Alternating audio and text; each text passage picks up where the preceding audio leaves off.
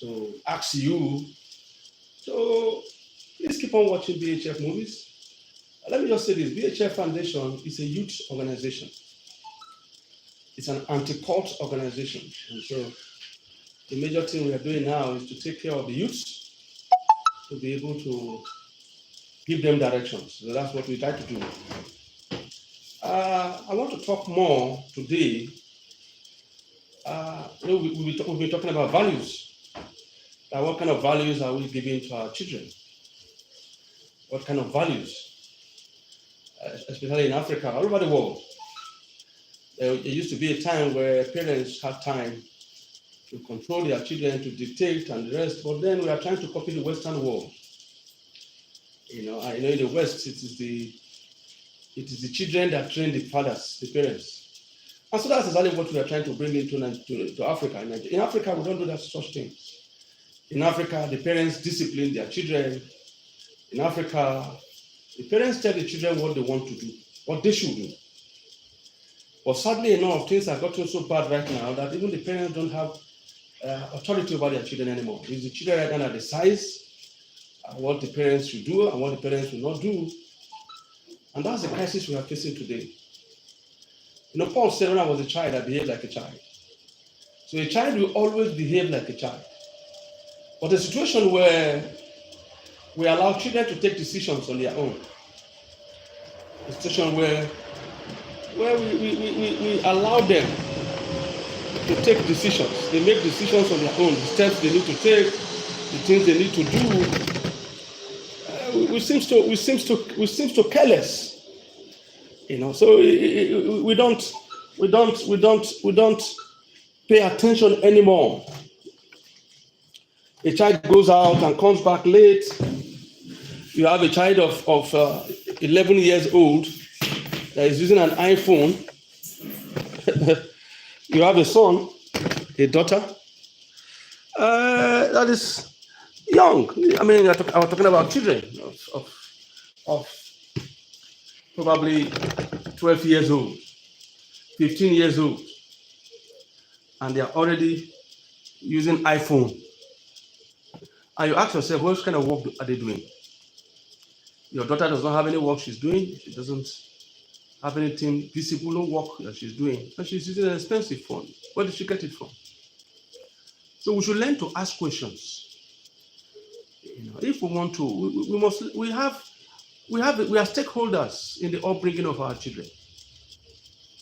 We have a role to play. We have a part to play to be able to bring up successful children. So that's why I want to say today that there are things that you must do. There are questions you must ask. You ask them, where are they coming from? You have a son staying in your house and he comes back home 12 o'clock, 12 midnight. Ask him where he's coming from. You have a boy stays in your house, it's not working.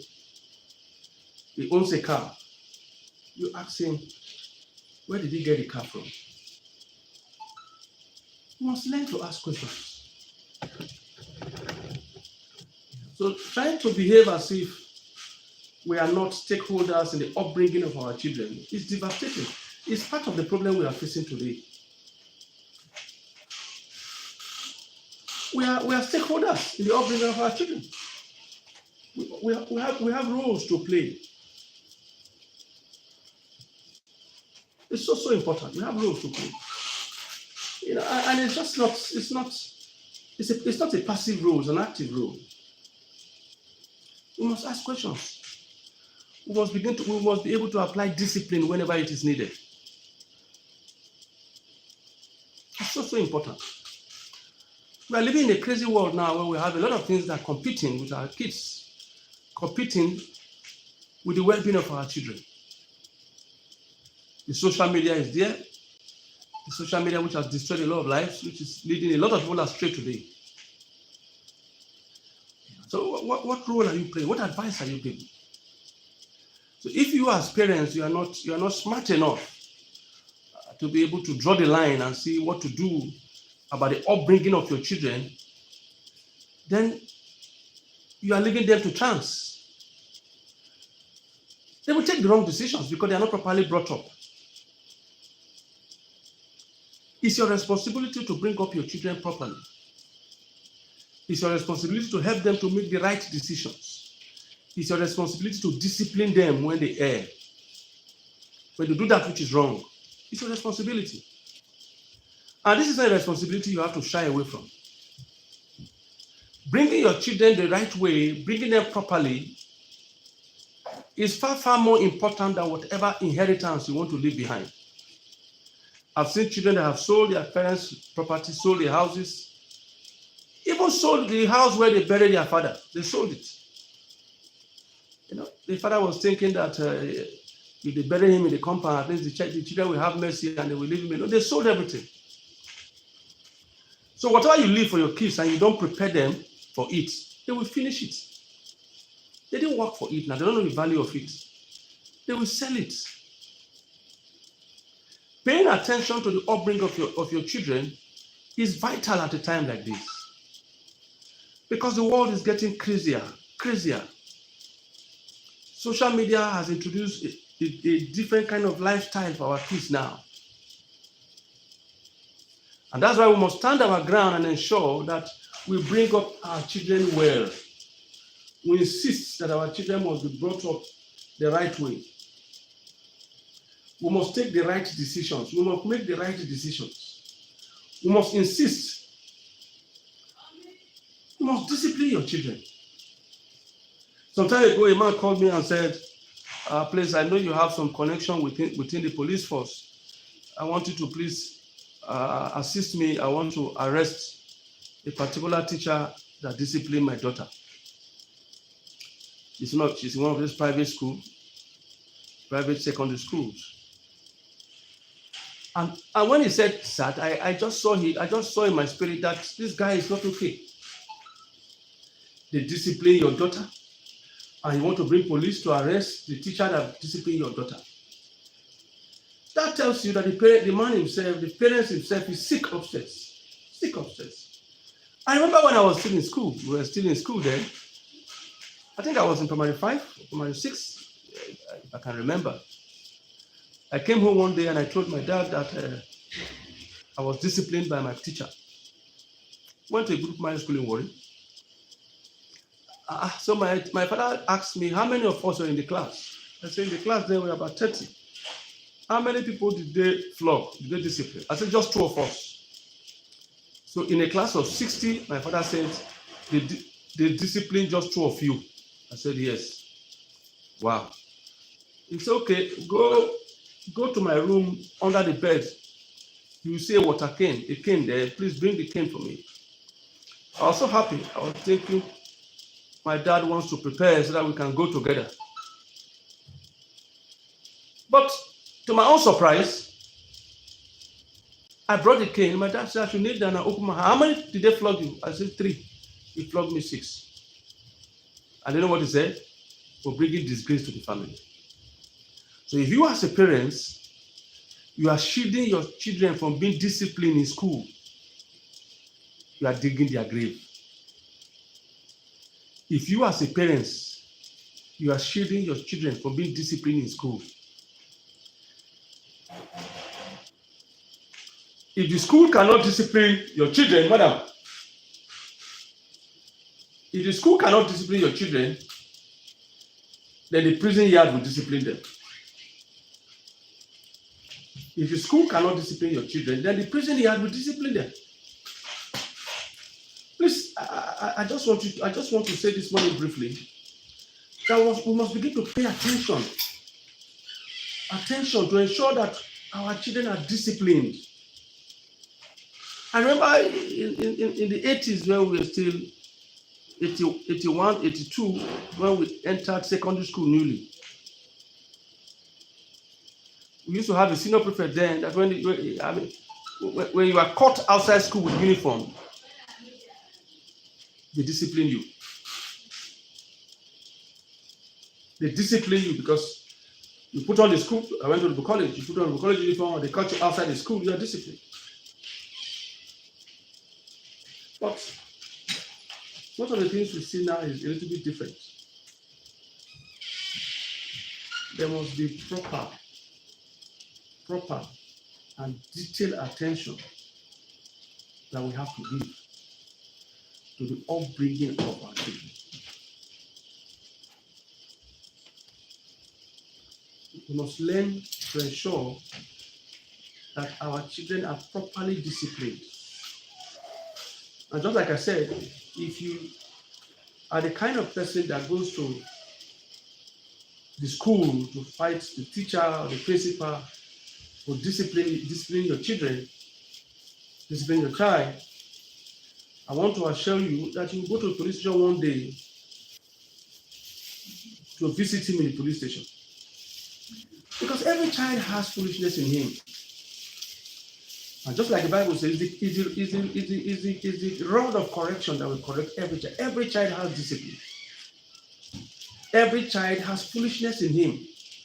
But it is the rod of correction that will correct the child.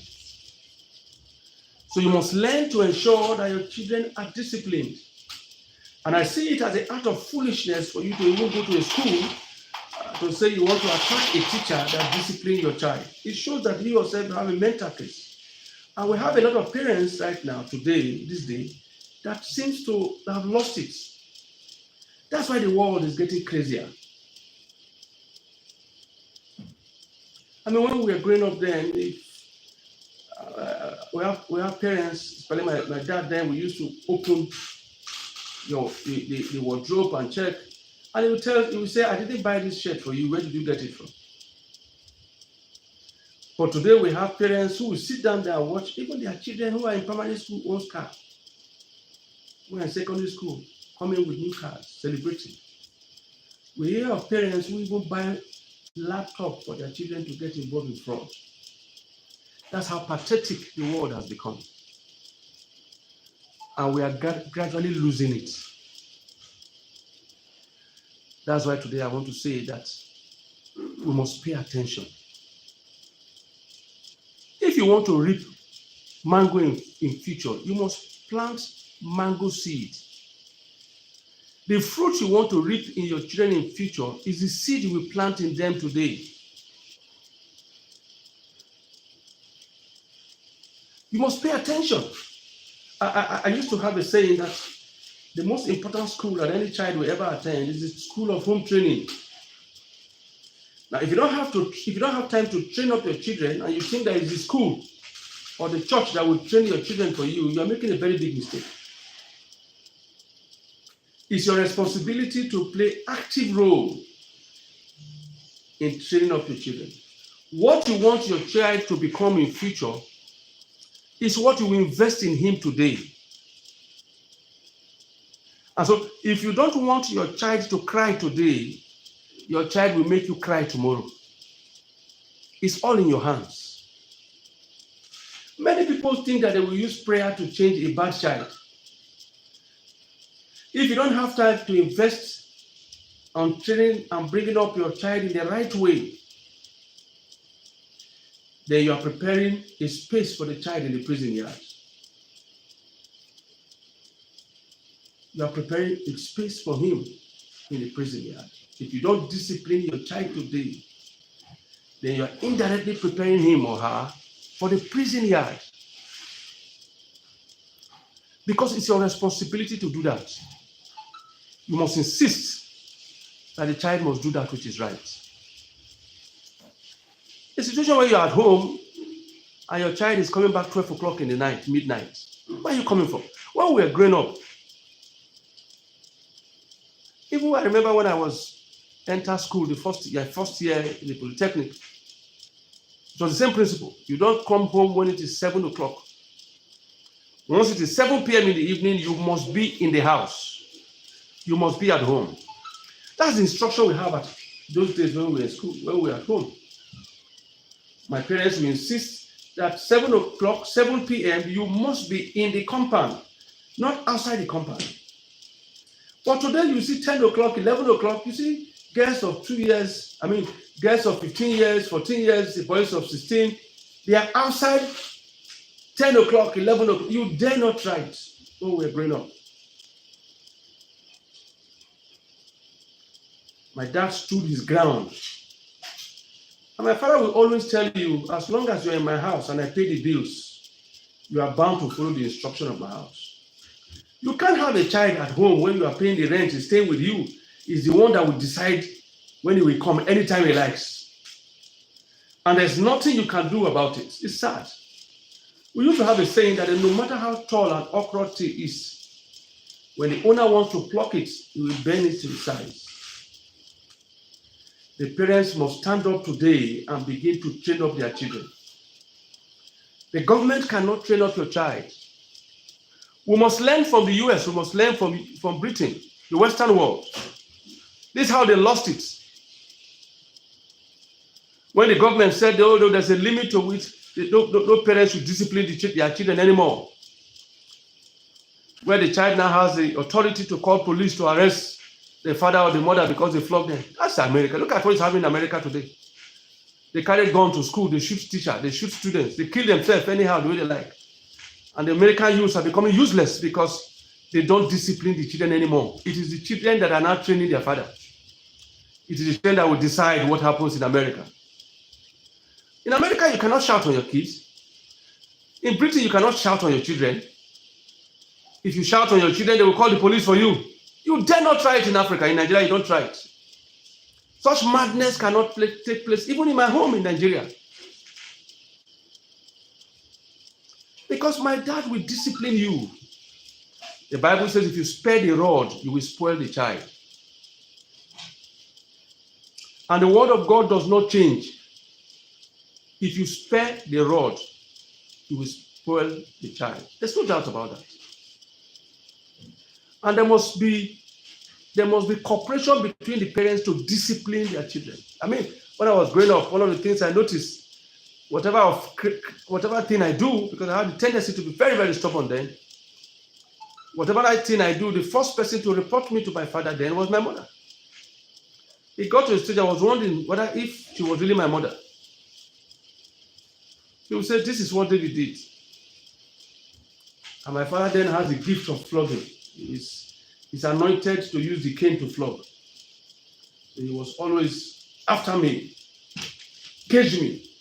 Probably if he didn't stand his ground, that well, that much, when I was growing up, I had that tendency to be bad. I would have been completely spoiled, but my father refused. My mother stood her ground. My mother would team up with my father to discipline me. But today we have situations where even the mother also will tell the father, no, don't do that, don't do this, trying to protect the son from being disciplined or protect the daughter from being disciplined. I want to assure you, the fruit you don't want to pluck tomorrow, don't plant the seed in your child today. Because it is the fruit, it is the seed you plant, that is the fruit you will reap. The Bible says, don't be deceived. God cannot be mocked. Whatsoever a man soweth, thou shalt reap. Don't be deceived. God cannot be mocked. Whatsoever a man soweth, thou shalt reap. If you refuse to sow good seed on your children today, I want to assure you, you will reap bad fruit tomorrow. It's not about prayer. When your children are growing up, you refuse to discipline them, and you think that when you want to use prayer to change them in the future, you are wasting your time. So we are praying. What are you praying? You have to train up the child. You have to. We are living in a crazy world, and you have to live by example. You cannot be a drunkard as a father, and you expect your children not to drink. You cannot be a smoker as a father, and you expect your children not to smoke. You cannot be a criminal as a father, and you expect your children not to be involved in crime. Look at what is happening today with our judiciary, with our politicians. I used to say the worst example you can give to your children are the politicians. The politicians are bad role model to Nigerians, youths. I remember I had a program in last some time ago, and when I was talking, a young man came and said, all these things you are saying, they are good. But instead of mentioning the name of our politicians, this one did this one is doing this, this one is doing this. I was so dumbfounded. The other day, a professor was jailed in Rivers in the Akwa Ibom State because he rigged election for Akpabio. I believe that those who decided to deploy professors as INEC representatives, they were thinking that maybe because they are highly educated, they will be able to be honest, they will be able to have integrity. But they find out that now there's something like that. Even professors are part of the riggers in Nigeria today. Professors now help them to rig the election. And the strange thing about the Akpabio case is that the man that helped Akpabio to rig election has been jailed. But Akpabio still remains there. The Senate president still remains there as the Senate president. So I don't understand the rationale behind it. Whether they've gone on appeal, probably they've gone on appeal. So they are waiting for the appeal. Consultations might get to Supreme Court. If I'm not mistaken, I'm not a lawyer. But things that are happening today are sad. Are sad. The other day I watched a video on the internet of a custom officer that shot dead a young man that just came. It's from Edo State. A young man that just came from abroad was shot dead by a custom officer because he refused to bribe with 5,000 naira. It's sad. This is the kind of people we have. So when those who are supposed to enforce the law are now the lawbreakers, then what kind of impression are we giving our young children, our youths? What kind of impression? The other day I was about going somewhere and I didn't go with my car. I entered the vehicle I went to the park to enter a vehicle waiting for the vehicle to be filled. And right there in the park, they were smoking in their hand. They're taking drugs. All of a sudden, I saw a security agent that was guarding the bank opposite the park. He was coming. I was so happy. I was thinking that, oh, thank God, this officer is coming. We arrest these people that are smoking in their hand and taking drugs in the park. I was shocked when the man got there. He sat down very well, and they gave him his own share of drugs and started taking, even with the uniform he was putting on, in the park along the road. That's how bad our system has become. So what examples are we giving the younger ones to follow? When somebody's appointed, somebody's made a governor, or he rig himself to become governor, or somebody's appointed as a CBN governor, or somebody's a local government chairman, and loots the entire treasury. And you're telling the young boys that Yahoo is bad, when the governors are stealing billions. Government appointees are stealing billions of naira. And like I've always said, there's a pattern which we now follow. They will steal the money. EFCC will arrest them. It's a format. They will take them to court. Court will remand them in prison for one week. They will apply for bail. They will grant them bail. Then they will go home and enjoy their loot. Somebody is arrested and is spending 6 years in prison. We used to have our NGO normally goes to prison. There was one time we got to prison some time ago, and we saw a young man in prison that has spent 5 years on awaiting trial for offense that he didn't even commit. We saw somebody in the same prison that was arrested some years ago because they said the boy stole a crate of egg, and they kept him in prison for close to 3 years because he stole a crate of egg. But here we have governors and CBN governor, we have this governor, Secretary General of the Federation, we have politicians that are stealing billions. Nothing is happening to them. What kind of example are we setting up? And what kind of generation are we trying to bring that will come after us? What we have shown right now is that the law is for the poor. The law is not against the rich man. The law is against the poor man. That's the extent to which we've elevated money to. That's why money is the king in Nigeria. That's why we worship money in Nigeria. Money is like a god in this country. Like somebody said once, when you have money, there's no big deal the kind of crime you commit, because you can buy your way outside. And we've even seen that when you have money, you can buy your way into any government position. You want to be senator, you want to be president, you want to be governor, you can buy your way. Because in Nigeria, everything can be bought. Everything can be bought. We live in a country where the security agents protect the rich criminals. You see the rich criminals with police van escorting them. People that stole billions, they are protected by the security agents. And you take him to the court. The court now will begin to struggle to look for a way to release him. That's why crime is increasing. The Holy Book says, because iniquity is not punished, the heart of man is set to continually do evil. The problem is that if we continue this pattern of lifestyle, it's going to consume us as a nation. We must live in a country where nobody is above the law. And nobody is above the law. That day we heard of somebody that was arrested. They took him to the prison yard. And right there in the prison yard, they arranged it and gave him a flat. He's supposed to be serving time in the prison, but he's staying in a flat on his own. He paid his way. He was alleged to have paid his way. If we continue like this, what future do we have for Nigeria? If Nigeria continues like this, what will Nigeria look like in the next 20 years? Our criminal justice system is gradually failing. From the security agents to the judiciary, they can be compromised. Once you have money, you can compromise anything. But I want to ask our leaders, what kind of nation are you leaving behind? You can steal as much money as you want. Always remember that you're not taking the money anywhere. But what are you leaving behind? The America that you are rushing to, Europe, England they are rushing to today, they build America themselves. Americans build Nigeria. Americans build America. The Britons, they build Britain.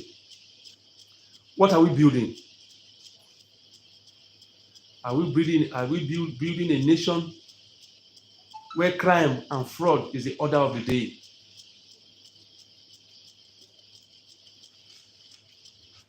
Where the law is always against the poor. No wonder people are desperate to be rich. Because they know that when you are rich in Nigeria, you are free. You can do whatever you like. When you are rich in Nigeria, you can commit any kind of crime and you get away with it. The only people that are punished for crime are the poor. We live in a country that is against the poor. Everything about Nigeria is against the poor man. The system is against the poor. The government is against the poor. The judiciary is against the poor. Security agents is against the poor. You can always come out of any crime. No, we must insist that we want a system, we want a country where the judiciary cannot be compromised, where our security agents cannot be compromised. We must insist on doing what is right. And there must be consequences. There must be consequences. People must be punished for their crime. People must be punished for their crime. As long as they know that one way or the other, they know one big man somewhere that they always contact once anything goes wrong, then of course they will continue. Because they know that they will live, whether you like it or not. They will buy it's just one call, one phone. You see people boast. They tell you that just with only one phone call, I will come out of this problem. As long as we continue to tolerate a system where with only one phone call, you will come out of the crime you have committed, then criminal activities will continue. Like I said, this is BHF Foundation, a youth organization set up to try and see how we can restore morals to our youth and also to wake up the consciousness of our youth. We want to ask that please you subscribe to BHF Movie on YouTube. Subscribe to this channel. We are trying to get up to 20,000 subscribers by the end of this month, by the end of this year. because we want to ensure that we connect the entire world to our daily broadcasts, so that the youth across the nations of the earth will be able to receive our information 10, 15, 20 minutes per day. As we begin to round up, I want to say for the young ones, always remember, your life is your responsibility. Your life is your responsibility. That you have parents that are irresponsible does not mean that you must be irresponsible, because your life is your responsibility. So I want you to always know that. You must be in the driver's seat of your life to ensure that you can be able to drive yourself to the destination you want to get to. Until we meet again, please take good care of yourself. This is BHF Foundation. Like I said, subscribe to this YouTube channel so you can always follow us on our daily instructions. Time out to Hello David daily, so that you can be able to get words of wisdom as it comes from BHF Foundation. Have a wonderful day.